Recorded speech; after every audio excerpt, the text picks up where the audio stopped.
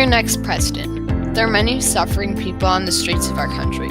Homelessness can be caused by many different things like drug addiction, mental illness, family breakdown, and many more issues. Being on the streets with no money can take a real toll on one's mental and physical health. This leaves people weak and susceptible to disease and extreme weather events. This is definitely a problem that needs to be solved. Sadly, our current president hasn't made much of an effort, so we need to take a stand and solve this problem as a united nation. There are many things we can do to help solve or lessen homelessness, such as volunteering at a homeless shelter, donating to the homeless or charities, and many more. I hope you can help us get rid of homelessness. Thanks, Kyle. Dear next president, in our beloved country, not everyone seems to understand what equality means. Sadly, many people are judging others by their religion, ethnicity, and the color of their skin. This needs to stop. But how? Unfortunately, our current president has not been setting a prime example for our country, thus leading many to follow in his footsteps. As Martin Luther King Jr. once said, "I have a dream that my 4 little children will live one day in a nation where they will not be judged by the color of their skin, but by the content of their character." We need to accept differences and just treat each other like normal human beings. I hope that you will set a better example than our current childish, closed-minded president. Thanks, Amelie.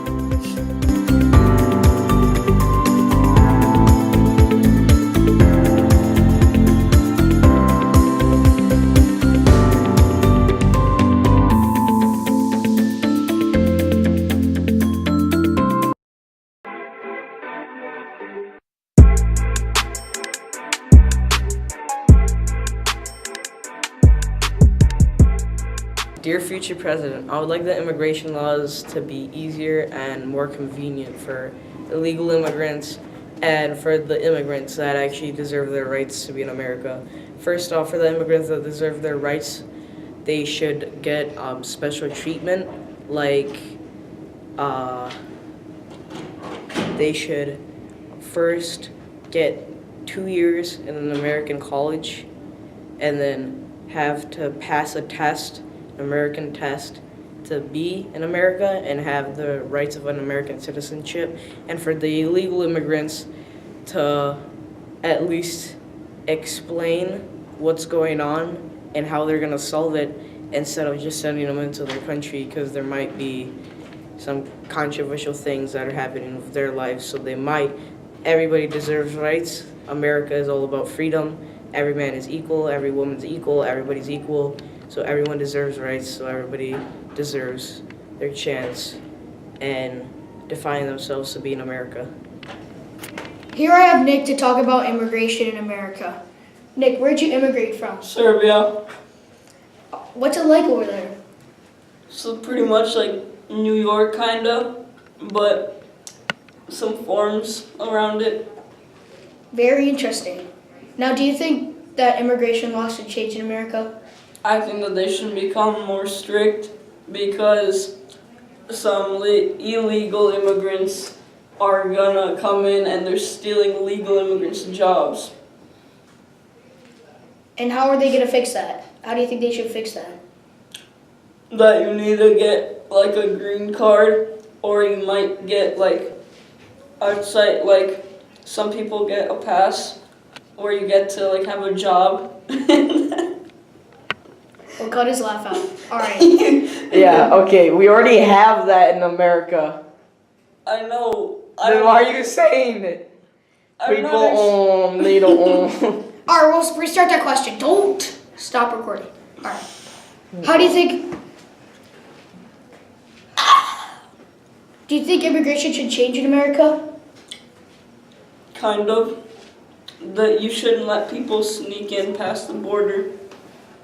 How do you think they should fix that? Build a wall. It's not funny. Okay. And how do you think immigration should change in America? We should make it more strict where illegals can't just barge in. What should we do about the illegal immigrants that are in America right now? I say give them citizenship, but there's no more after that. Then you have to come in legally. Sounds good. Thank you, Nick, for coming. All right.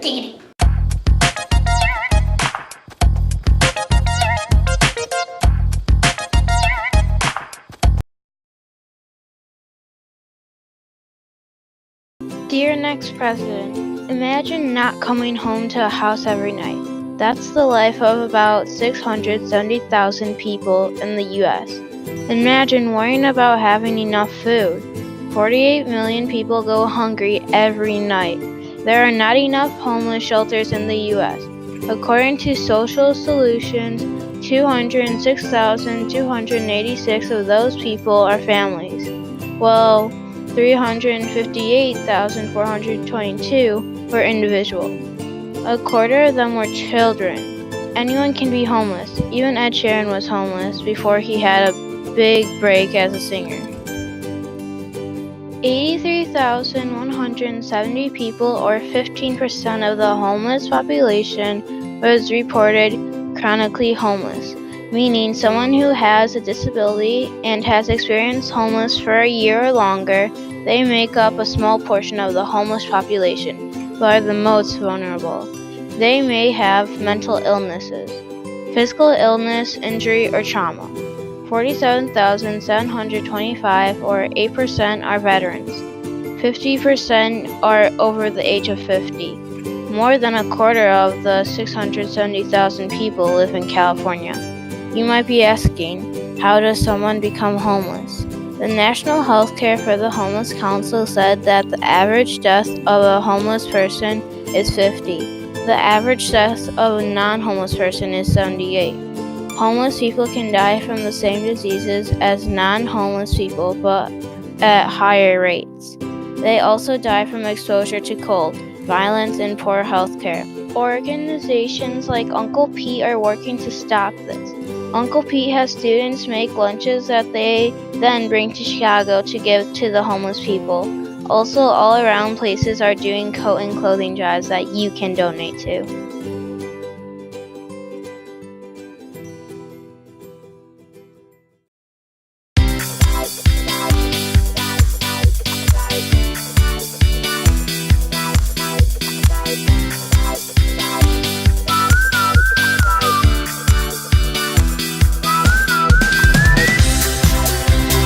Hello, welcome to the President Issues Talk program. We're your hosts. Angelica P. Today, we will be discussing the issue of global warming. That's right. The issue has caused many problems for the world. The polar ice caps are melting, and it's because of us. We're polluting our air with the cars we love to use and drive. That could not be more true. We're hurting our Earth, and some people are denying that's going on. The Paris Climate Change Agreement was set up to help us, and again, someone took the U.S. out of it. Basically, what global warming is, in case you didn't know for whatever reason, is our pollution breaking the ozone layer of the atmosphere, which is warming our Earth a lot faster. Our oceans are rising to heights we haven't seen before. Our Earth will die out soon. We need to change how we use our resources and develop a less polluting fuel for cars. NASA says scientists have high confidence that global temperatures will continue to rise for decades to come, largely due to greenhouse gases produced by human activities. NASA also says that some future effects may be temperatures continuing to rise, the growing season will probably lengthen, changes in precipitation patterns, more droughts, more heat waves, hurricanes will be stronger, the sea level will rise by 1 to 4 feet by 2100, and the Arctic region may become ice-free. Now, on to more pressing matters. Okay, we need to stop with all the stereotyping, That's right. A lot of it is caused by how people look at each other, like their appearance. or personality. Yeah, it could also be caused by what's happening around the world or in the news, People are afraid. and they think they're doing the right thing. The definition of stereotyping is viewing or representing as a stereotype. According to encyclopedia.com, stereotyping stems from the differentiation of us from them. All people are made with the same organs and bones. We should not be treated differently because we look or act differently. We should all be treated the same. Looks don't matter as much as you may think they do. Well, I think that's enough today. Your brains have probably exploded by now. You're right. Well, see you next time on the President Issue Talk program.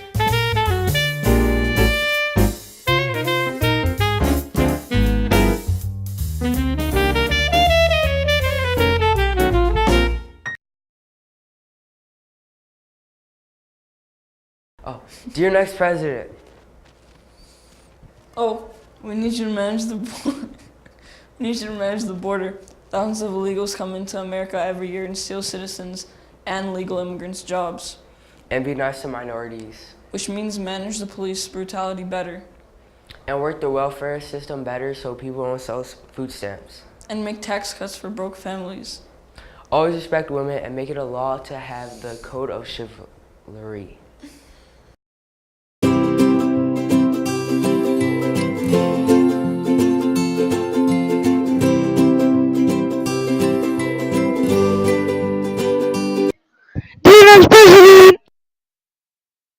Dear next president, I am Grant and this is Brady, and we think that the Second Amendment should stay in place. I think this because when James Madison made the Second Amendment on December 15th, 1791, he wanted the people of America to be able to protect themselves. And I think that whatever the people want to do with their guns is their choice. Also, I think that once an amendment is added to the Constitution, Congress can't take one off the Constitution. One story from Newsmax.com read, a homeowner in San Antonio, Texas was returning to his home and heard people inside. He pulled a gun and confronted 3 burglars, shooting 2 of them and holding the 3rd in custody until the police came. That is just one example of how this amendment has helped America. I agree with that, Grant. Adding on to you, Grant, it should stay because people might want them for feeling a sense of security, and also if someone's robbing from your own home, you can protect your belongings and protect your family if they're armed.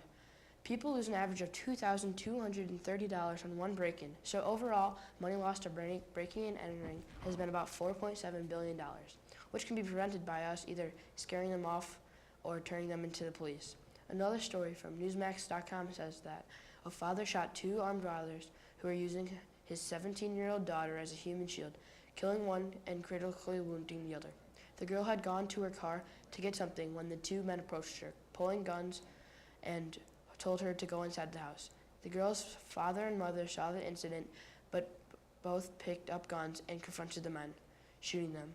This shows how the Second Amendment saves lives. Dear next president, you should keep the Second Amendment.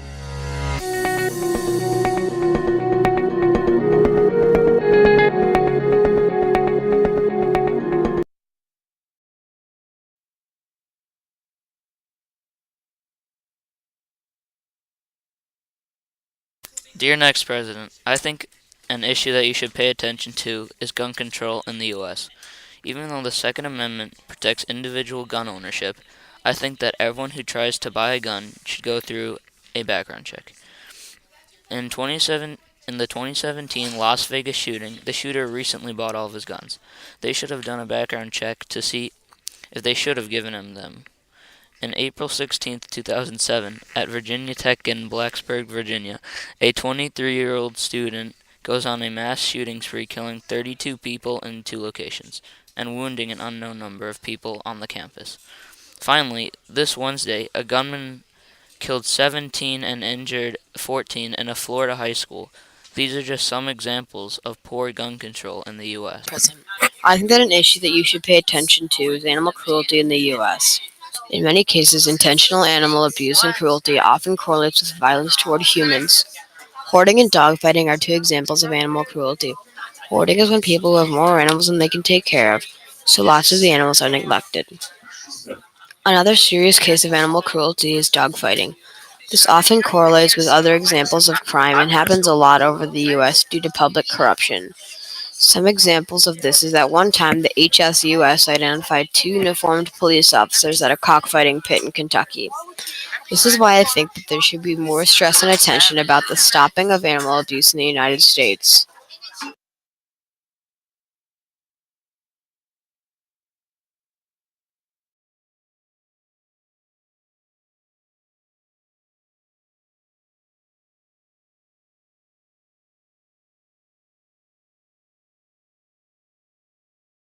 Next president, I think the government should work on lowering college tuition prices.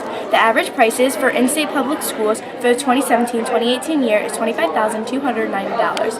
That can be more than just an average small car. Some families can afford a car with a house. Their kids may have the ability to be super smart but let down by prices and end up going the wrong path that wasn't set for them. People who are smart and can't afford to go to college don't live the best life.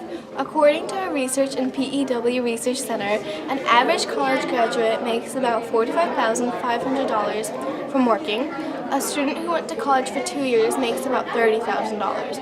Compared to a student who didn't go to college who makes $28,000, only college graduates make the most after spending a ton to go to college.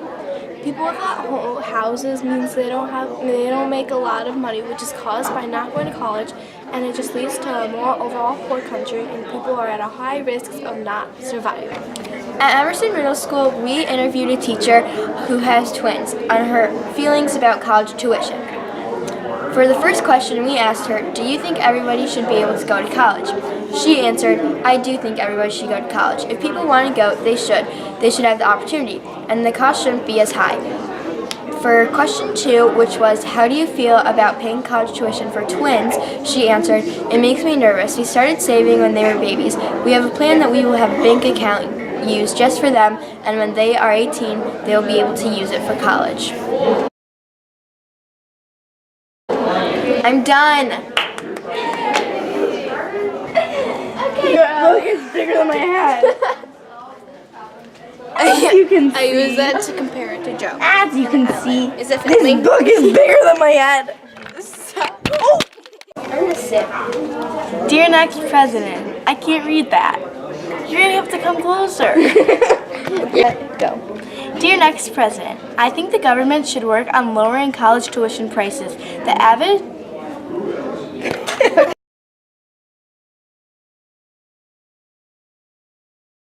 My name is Jake, and I'm going to be talking about my favorite sport, hockey. I've been playing this sport since I was 3 years old, which was 9 years ago. I started to learn to skate at Glenview Ice Center, and I loved it. So I stayed there and decided to play travel hockey there. I have played travel hockey for 6 years, and I've loved it since it started. I have been playing for the Central States Development Hockey League for 3 years, which is one of the top teams you could play at. I train and never give up. Most coaches tell I am small and I can't do things, but I just use that as momentum. One quote that I always use is, "You miss 100% of the shots that you don't take." This is a quote from Wayne Gretzky. My name is Jake Dealing, and this is my brief but spectacular take on hockey. My name is Luke Kaczynski, and today I'm going to talk about basketball, how it affected my life, and its history. I first started playing basketball about 5 years ago on the House League basketball team with my friends Charlie, Jake, Tommy, and a few others. We weren't the greatest, but we still had a lot of fun. I played House League for 4 or 5 years, and this previous year I tried out for the school basketball team. I didn't think I would make it because most of the kids who were trying out were kids who played travel basketball, so I thought I was at a clear disadvantage. I made the first cut, and then when I found out I made the team, I was so excited. The season was great, and I had a lot of fun with my friends. Basketball is a very important thing in my life, and I have a lot of fun playing it. My name is Luke Kaczynski, and this is my brief but spectacular take on basketball. My name is Michael Malinowski, and I want to talk about how karate has affected my life. I started karate when I was 6 years old, which was 7 years ago. When I started, I didn't know exactly what karate was, but I wanted to do it because my dad loved karate and had always wanted to do it. However, his family wasn't able to afford it when he was a child. Karate has brought me a lot of skills in life. Over the years, I learned how to handle problems both physically and mentally. For example, I have learned that when someone tries to hurt you and you get hurt, you always have to calm down because you know that when you have to keep fighting. I'm cold! I'm here, okay. I've developed the mindset that you can't lose an argument and that there's always an argument against what someone says. Even if something is hurting you, it probably won't kill you, so keep doing it. Today, you have to do what others won't so that tomorrow you will be able to do what others can't. My name is Michael Malinowski, and this is my brief but spectacular take on karate.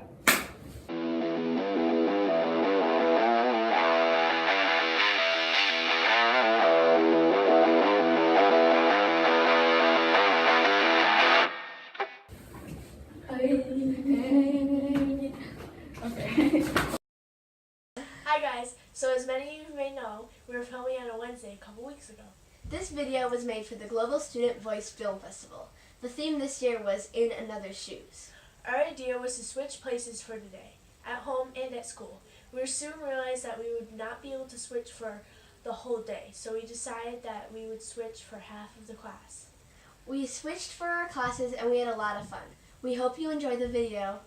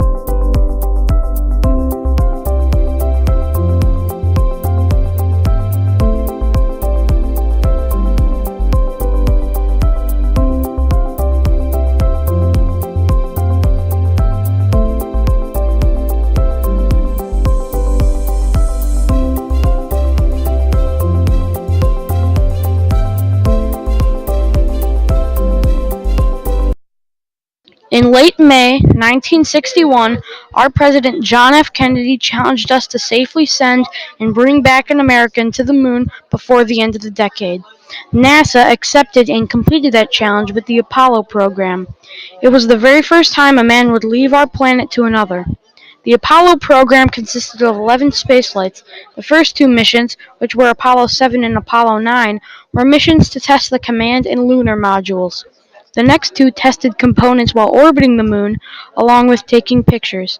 Apollo 13 did not land on the moon due to a malfunction, and the other 6 missions involved getting lunar samples. The Apollo 11 mission lasted 195 hours, 18 minutes and 36 seconds, about 36 minutes later than expected. The crew consisted of Neil Armstrong, Buzz Aldrin, and Michael Collins. That's all for now. Thanks for watching, guys.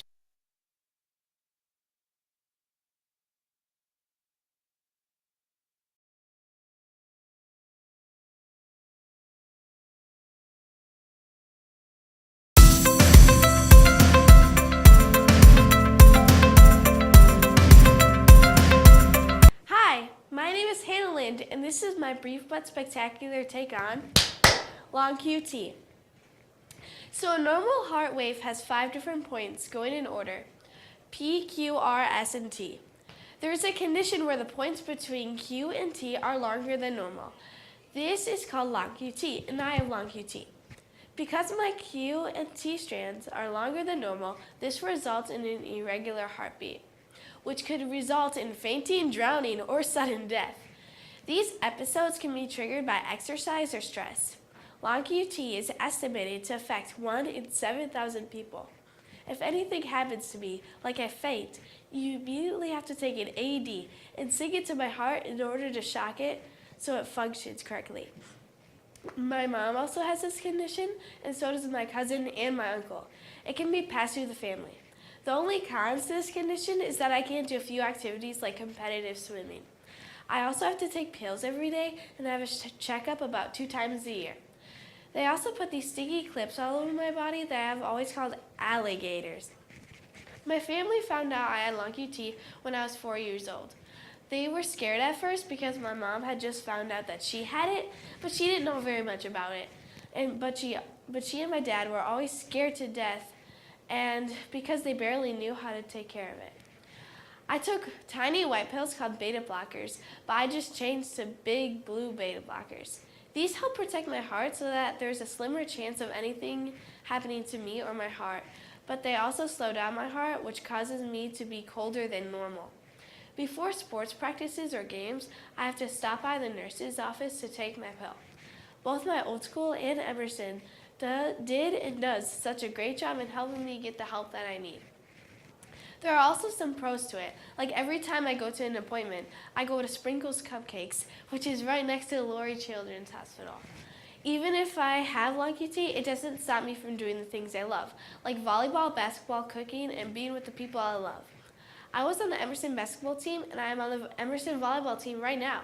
I also really enjoy playing the piano and clarinet. I am in the Emerson band with the clarinet. Nothing will stop me from doing the things that make me happy. Thank you for listening to my brief but spectacular take on conquering the condition. Hi, my name is Katie Wilhelm, and I am 13 years old. I was born in Chicago and moved to Niles when I was in 1st grade. And this is my brief but spectacular take on horseback riding. We go to a ranch in Arizona called McDonald Ranch, but otherwise I go to Freedom Woods or Glen Grove Equestrian Center for trail rides. What is it? So horseback riding is a sport in which, besides riding a horse, you are riding, driving, steeplechasing, vaulting, or jumping with the horse. There are 2 styles, Western and English. For Western, the saddle and tack are made for comfort. For English, the saddle and tack is made smaller and lighter for speed. Also, the horse matters. For Western, the horse needs to be bigger and stronger, like a quarter horse. For English, the horse needs to be fast and light, like a thoroughbred. I ride Western mostly, especially for trail rides. History. The first horse to be ridden dates back to 3500 BC, but the sport came out in 1900 at the Summer Olympics in Paris, France.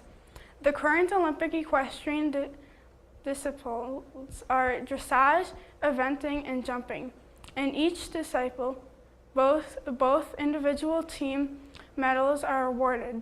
At the beginning of the Iron Age, around 800 BC, people in Central Asia began to ride horses more instead of just having them pull wagons. There are many kinds of horse riding, including rodeo racing, barrel racing, cutting or herding, dressage, show, and stunts. In Arizona, my horse is named Peggy Sue, and she's a quarter horse. I love horseback riding because it just takes me away from reality to notice the little things. This was my brief but spectacular take on horseback riding.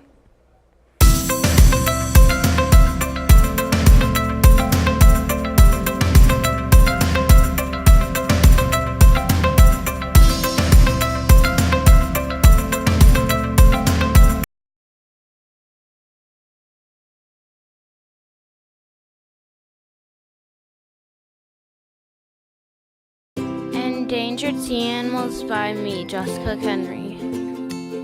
Pollution and fishing nets. Sea animals are getting caught in nets. This causes them to lose circulation, and that causes them to die. That's why they are being endangered. And also people put so much trash into their water. They are polluting the sea animals' water. We should care because too many animals are being endangered, and a lot of people want the animals to live. But there are some cool people out there. We should care and save the animals from being endangered. Thanks for listening to me and watching my presentation, and that's all I have for you today. And remember, take good care of those sea animals.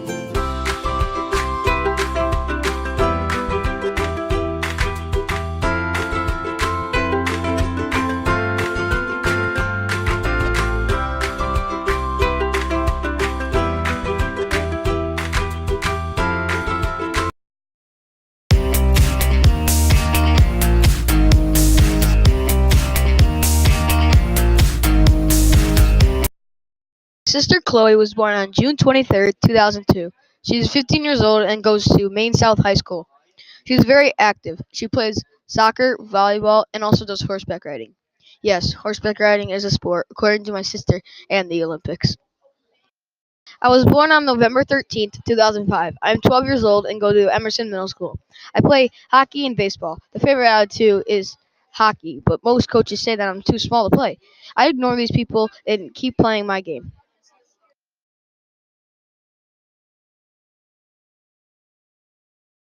Shay was born on May 24th, 2007. She is 10 years old and goes to field school. Shay plays soccer and volleyball. I think she is better at soccer because she plays on two teams, one with her age group and then plays with a team that is 2 years older than her. She plays with the 12s. Reese was born on June 27, 2008. She is 9 years old and goes to field school. Like Shay, she plays soccer and volleyball. Reese also plays on two teams, one her age and the other is a year up, the 10U, which is the same team as what Shay plays on. Cody was born on December 16th, 2009. He is 8 years old and also goes to field school. He plays hockey and soccer. Cody plays on Glenview Junior Stars on Mite 1, which is a top team for Mite. Cody loves to do things that I do. He is a mini me. Last but not least, Ryder was born on January 24th, 2011. He is 7 years old and goes to field school. He plays hockey and soccer. Ryder plays on the Glenview Junior Stars also and is on Mite 4. This is his first year of travel hockey. Like Cody, Ryder loves to do things that I do. He is also a mini me.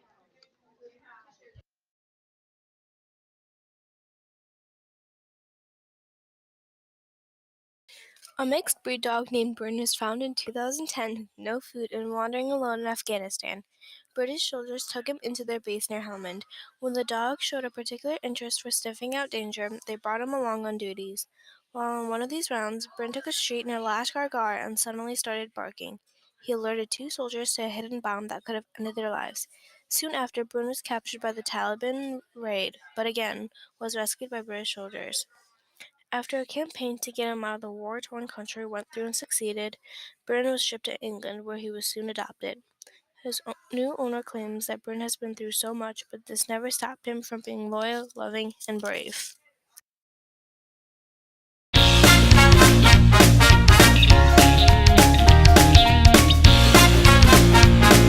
That Snoop Dogg is the best coach of all time. If you didn't know, Snoop Dogg created a kids league football. He made the league for kids to get out of doing drugs and gangbanging. He pays for kids to go to different states to play football games. He's been a father figure to the kids on his team because he cares about the kids. He would make sure the kids are all right. If their grades are dropping, he would talk to the kids to do better and discuss with them plans to do. He has players on his team that have gone through a lot.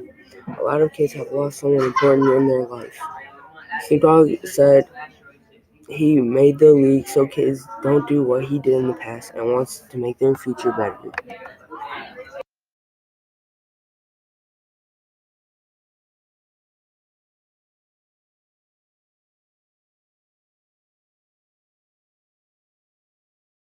"70% of our planet is covered by water. Sadly, more than 1.1 billion people around the world don't even have access to clean water." Team World Vision. Go farther together.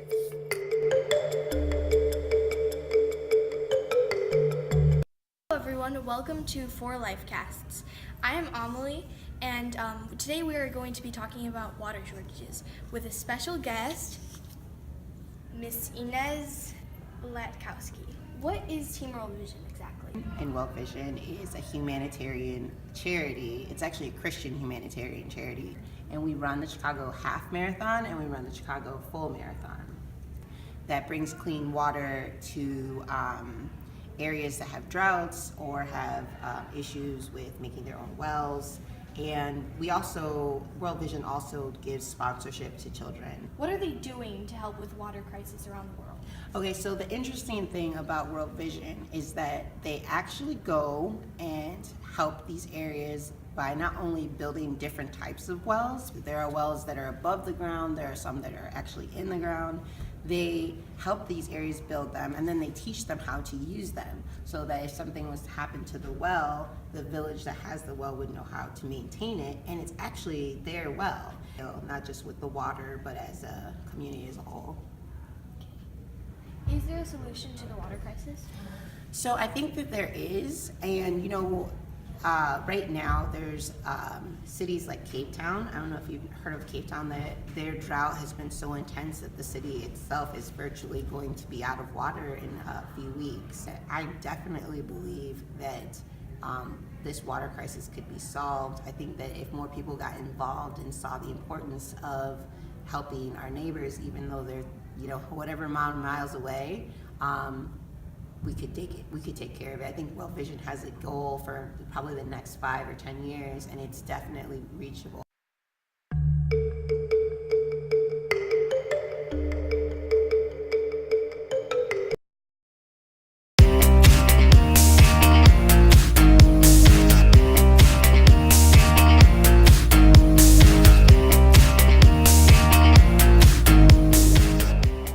Net neutrality, otherwise known as the principle that Internet service providers should enable access to all content and applications regardless of the source and without favoring or blocking particular products or websites. Basically, it prohibits companies like AT&T, Verizon, and Comcast from speeding up, slowing down, or blocking any content you may want to use. Right now, we're having a problem, though. Net neutrality sounds like a good thing, right? Well, on December 14, 2017, the FCC's Republican majority approved Chairman Ajit Pai's plan to get rid of the net neutrality protections. Pai ignored widespread outcry in opposition to this plan. Without net neutrality, Internet companies will be able to call the shots and decide what to speed up, slow down, and block. In 2015, the FCC adopted net neutrality rules based on Title II of the Communications Act. These rules survived and were overlooked in the making of this law. The people who have the power to change net neutrality rules? Congress. At this point, you're probably asking me why you should care. You should care because many websites you like now, including YouTube, Twitter, and Instagram, may be blocked or slowed down by internet companies in the future. If you believe we should have net neutrality, tell your parents to urge your lawmakers to use a resolution of disapproval to overturn the FCC's decision to dismantle the net neutrality rules. The Trump administration is doing everything in its power to clamp down on dissent. If we lose net neutrality, it will have succeeded.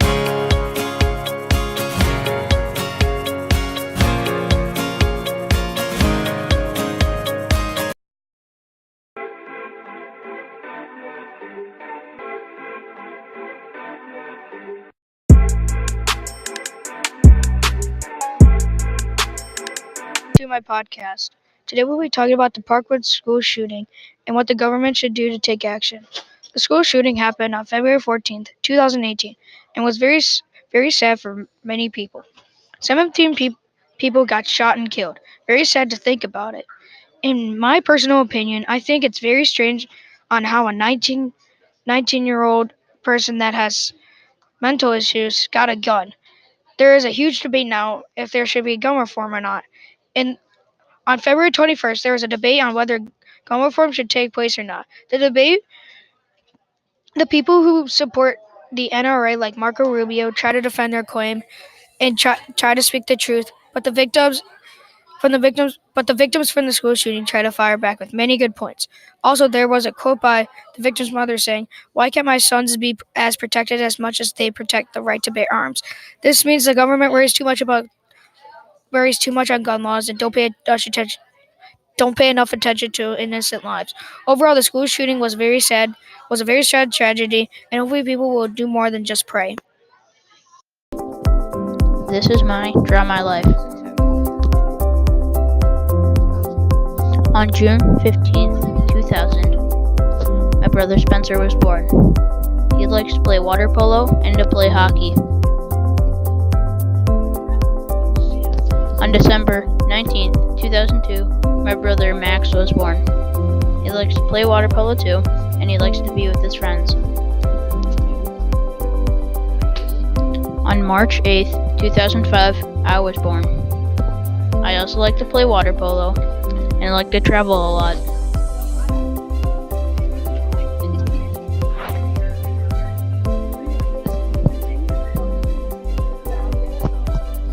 On December 21st, 2007, my sister Blythe was born. She likes to play volleyball and to be outside. Excluding my parents and dog, that is my family.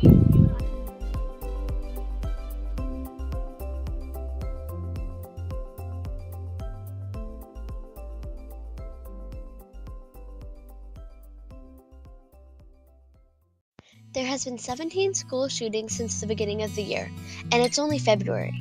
According to the Gun Violence Archive, on February 19th alone, there was 19 gun incidents reported, which resulted in 23 people killed and 1 person injured. It has become way too easy for a gun to get into the wrong hands, and that could become very dangerous.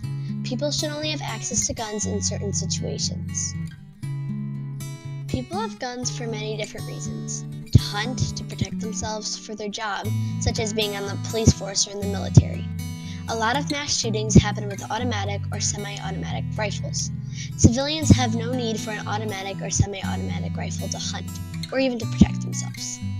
The gun that has been used in almost all of the recent mass shootings is called the AR-15, which is a high-capacity semi-automatic rifle, meaning that it shoots very fast and holds a lot of ammunition. I think that the gun market for civilians should not have semi-automatic or automatic rifles, because there is no need for them. One of the most recent school shootings has been a shooting at a Florida high school. The shooter was a young man named Nicholas Cruz. He is 19 years old and both of his parents have passed away. He is mentally ill and has not had a trial yet. He pled guilty and will most likely have a life sentence in prison. Florida State does have the death penalty and have used it in multiple situations. In this case, it might get used on him. The death penalty is just a lethal injection of drugs. It is painless and it is the most humane way. I hope that this podcast gave you some insight on different views and educated you on gun violence.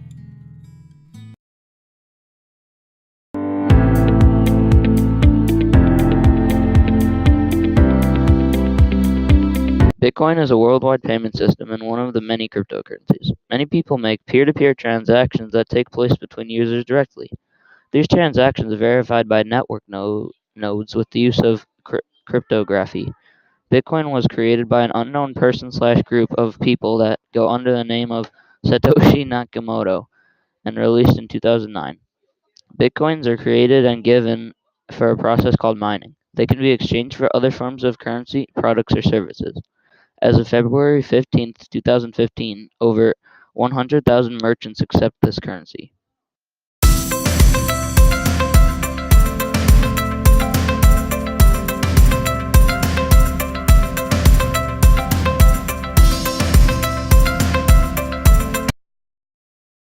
The problems with misinformation and how journalism affected my life.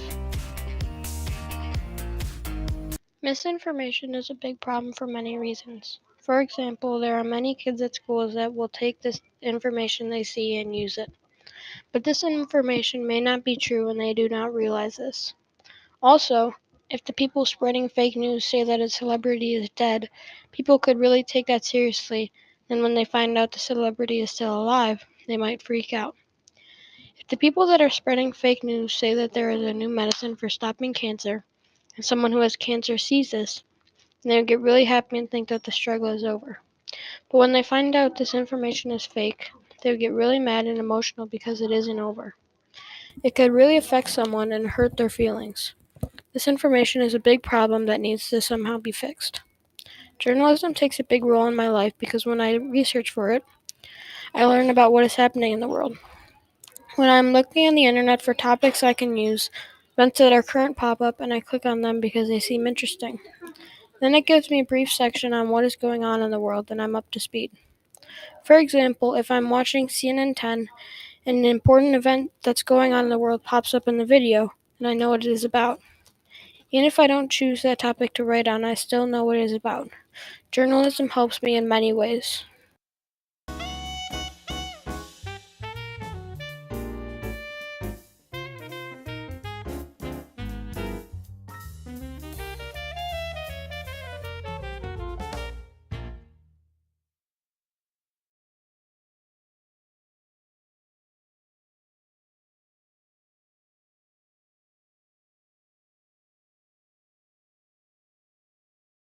Hello, and welcome back to the Kyle Podcast. Today we will be talking about coral bleaching. Coral bleaching is when the water gets too warm because of global warming. Coral and algae's lives depend on each other. When the water gets too warm, the algae will leave the coral. As a result, this leaves the coral white, vulnerable, and with no source of food, susceptible to many diseases and with an almost guaranteed death. Not all corals die due to coral bleaching, but it puts them under extreme stress and is very unhealthy for them. The Caribbean lost half of its corals due to a massive bleaching event alone. This was in 1 year. The fact that a giant ecosystem that provides life for over 5,000 different marine species is collapsing is very worrying. If all the corals die, then the fish and other marine mammals don't have anywhere to hide from predators. Although it is not going to be easy to stop, there are many small things you can do to help not only the reefs but the entire ocean. Try to conserve water by not leaving the sink on or not having 3-hour-long showers. This will limit the amount of wastewater that will pollute the reefs. You can slow down the bleaching by using a bus, walking, or biking. Throw away garbage and don't litter. You can donate to ocean conservation. Plant a tree to help reduce ocean runoff. Most of all, spread the word about and help educate others about the topic. Thanks for watching. My name is Michael M., and this is my Draw My Life. I was born on February 24th, 2005, becoming the second and last child in my family. I live with my mom, my dad, and my sister Monica. I went to Eugene Field Elementary School and went to go on to Emerson Middle School. I started karate when I was 6, and now I'm a 2-time national champion, and I plan to go on to the Olympics.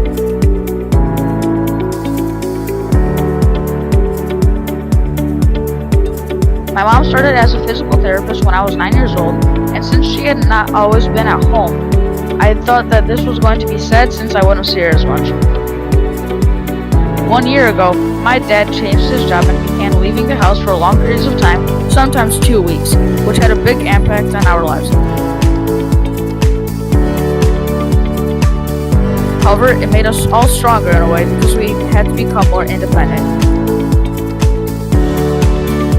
My dad has taught me discipline and to be ambitious so that I can become a good person. A quote that I have always liked is, "Today you have to do what others won't, so that tomorrow you can do what others can't." My name is Michael M., and this is my Draw My Life.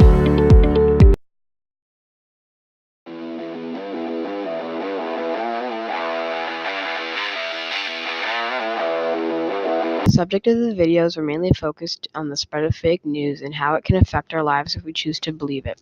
Fake news can affect people in many different ways because it can say things that aren't true about important topics that are important, such as politics or elections, to whether or not we should buy a certain product. Fake news can be spread by intentional users or unintentional users. Intentional users are people who spread fake news and they could possibly make money from the post. Unintentional users are a little bit different though. This is because it can happen by someone seeing an article that they like and send it to some of their friends because they want their friends to see the same article, and that person has just spread fake news without even knowing it. I agree with the kids in this video because they think that fake news is bad, and it gets worse because people don't know how or when there's fake news that they are reading.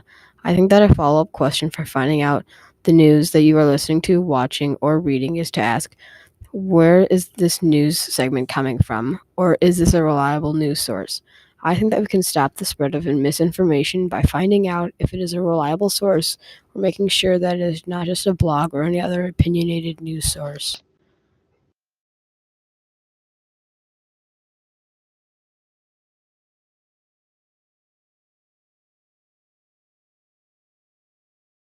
That's what I thought you said. Now let me offer this as a rebuttal.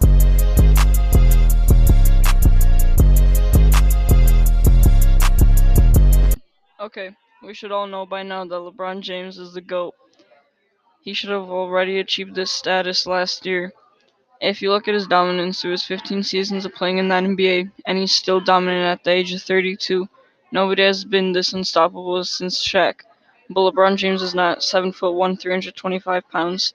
Another thing that puts LeBron over Jordan is two big things in his career. In fact, in 2007, he led the Cavs team with the second best player being Zydrunas Ilgauskas, an aging center from Europe.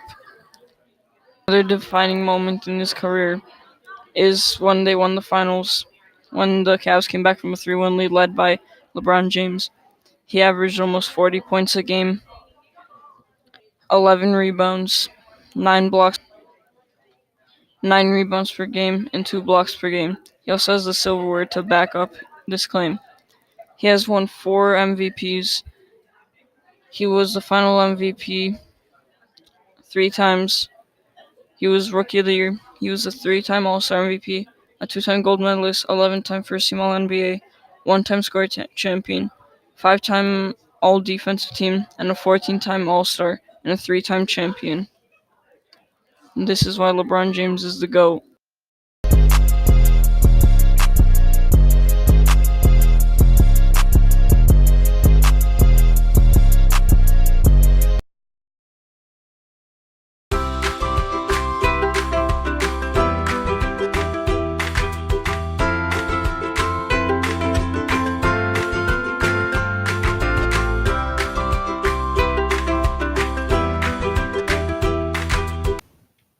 In America alone, we use 500 million straws every day. Most of those straws end up in the ocean, polluting it. Plastic straws do not biodegrade. Instead, they break down into tiny plastic parts. When they become small parts, marine animals eat it, and the plastic becomes a part of our food chain. An example would be that if a small fish mistook a microplastic for krill, it would eat it. And then we humans would catch that same fish to cook and eat. Then the same plastic that was in their bodies would enter ours. A way that we can help is reducing the plastic we use. In places like Cornwall, they have proposed to ban plastic straws to save their coastline. Thanks for watching.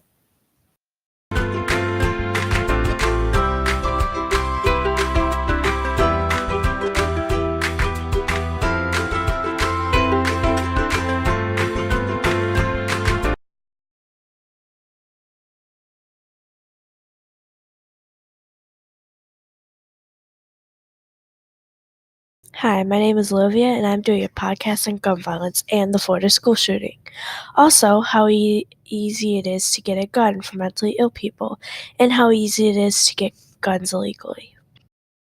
3% of the crimes committed, the guns have been purchased illegally. This means all of the other crimes committed, the shooter had illegally purchased the gun. The Florida shooting was a very sad incident that happened on February 14, 2018. If you didn't know a kid, Nicholas Cruz was a former student at South Florida High School in Parkland, Florida. He shot and killed 17 people and injured 17 more. Since Donald Trump became president, now it's very easy for mentally ill people to get guns. Donald Trump got rid of the law that made it harder for mentally ill people to get guns. Since the Florida school shooting, Donald Trump tweeted so many signs that the Florida shooter was mentally disturbed, even expelled from school for bad and erratic behavior. Neighbors and classmates knew he was a big problem. Must always report such instances to authorities again and again. Donald Trump. Trump was trying to blame the Parkland schools for this, but it was really his fault.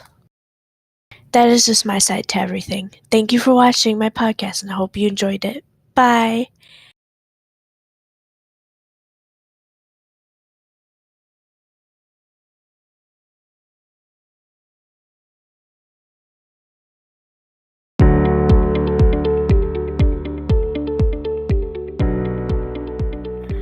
From the rider of icebergs to God's dog, polar bears are the Arctic symbol. These huge, majestic bears need our help to ensure their future survival in the tundra. Name and evolution. Ursus maritimus is the polar bear's scientific name. It means sea bear. Recent findings suggest that polar bears evolved from a common ancestor of the brown bear about 6 million years ago. White sea deer, the seal's dread, rider of the icebergs, the whale's bane, the sealer of the floe are some of polar bear nicknames.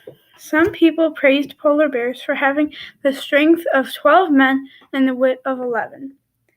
Habitat. A polar bear's home range can be enormous, much greater than any other species of bear. The size of a polar bear's range depends on two main factors: habitat, quality, and availability of seal prey.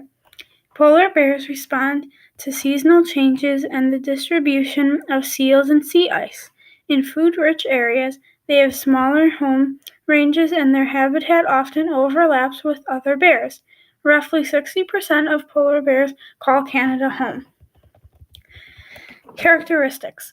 Polar bears are able to sprint and can run as fast as 40 kilometers per hour, but only for short distances. Polar bear's fur is made up of a dense insulating underfur that is topped by transparent fur that appears to be white. The fur prevents almost all heat loss. To keep them warm, a polar bear has black skin over a thick layer of fat that can measure up to 4.5 inches thick. Diet. They are what they eat. Polar bears depend on high fat content in seals. The bears hunt both ringed and bearded seals across their range, but will take other prey when available. Ringed seals are the main food for polar bears, along with vegetation, geese, bird eggs, and even occasional small animals are included in their diet.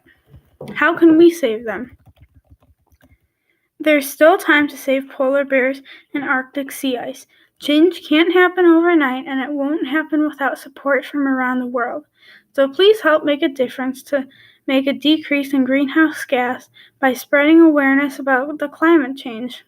There are polar bear organizations like the World Wildlife Federation or Polar Bear International where you can donate and help polar bears and their habitat. You could help this big lovable bear by symbolically adopting a polar bear through the WWF species adoptions. All of the profits will go to helping polar bears in the wild. So what do you think? Is it time for you to step up and help our beloved sea bears in their Arctic home?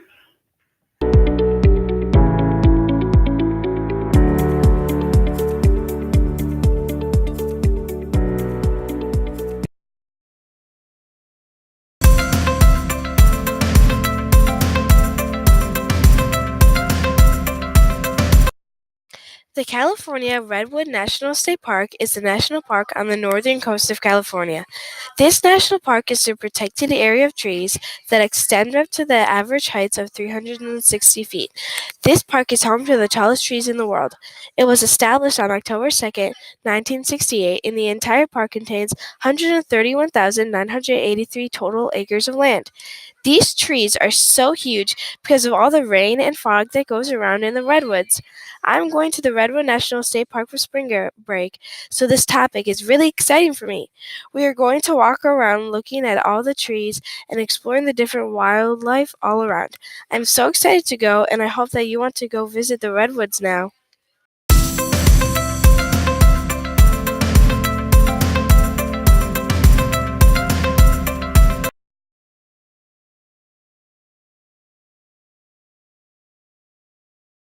Hey guys, today I'm going to be addressing you on the basics of Universal Studios, about when to go, how long to go for, and what days to be there.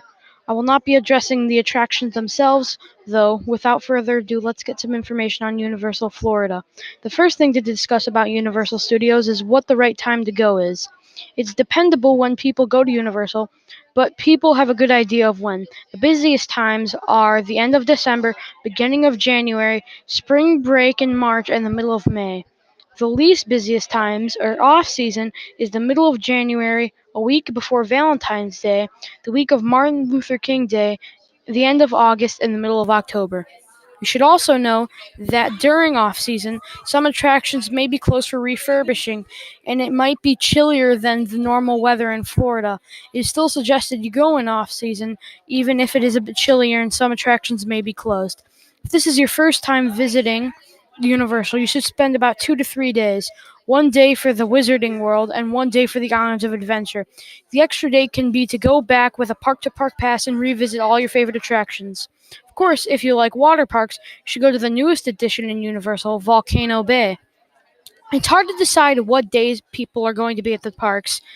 The least busiest days usually are Saturday, Sunday, and Monday. Usually, Thursday and Friday are packed. As for other days, since you are in Orlando, you may want to consider buying tickets and going to Walt Disney World. The hours the parks are open during off season are usually 8 hours from 9 a.m. to 5 p.m. That'll be it for today. Thanks for listening.